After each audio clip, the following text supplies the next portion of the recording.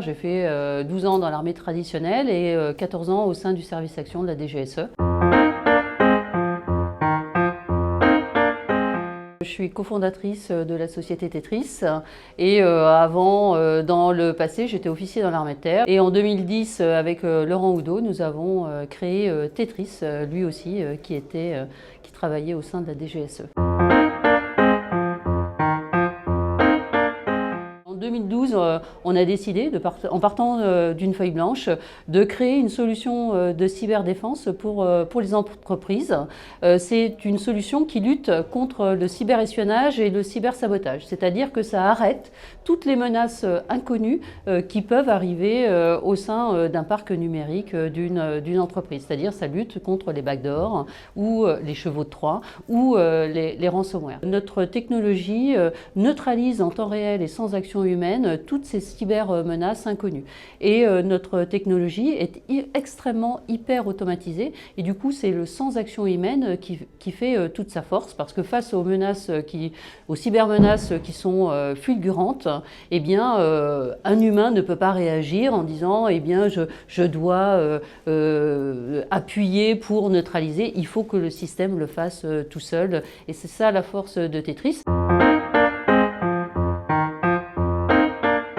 La cybersécurité, c'est quelque chose de transverse, donc on est autant dans le transport que dans l'énergie, les hôpitaux, etc.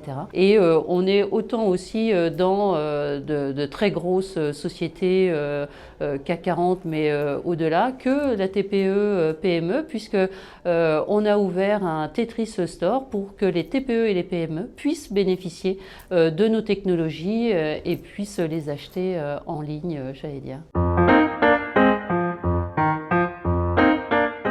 Alors Tetris, on est dans notre phase de scale-up. On a fait une levée de fonds en 2020. On a recruté, là, nous sommes à peu près plus de 240 personnes. On a ouvert une filiale en Allemagne, une filiale en Espagne. Donc nos premiers salariés étrangers arrivent. Au deuxième semestre 2022, on ouvre une filiale en Asie et une filiale au Canada pour justement permettre à avoir un support éditeur mondial qui puisse être ce qu'on appelle le follow the sun, c'est-à-dire suivre le soleil et avoir les 3-8 et un support 24/7. Et puis aussi créer des filiales de business dans ces pays-là pour justement adresser le marché mondial.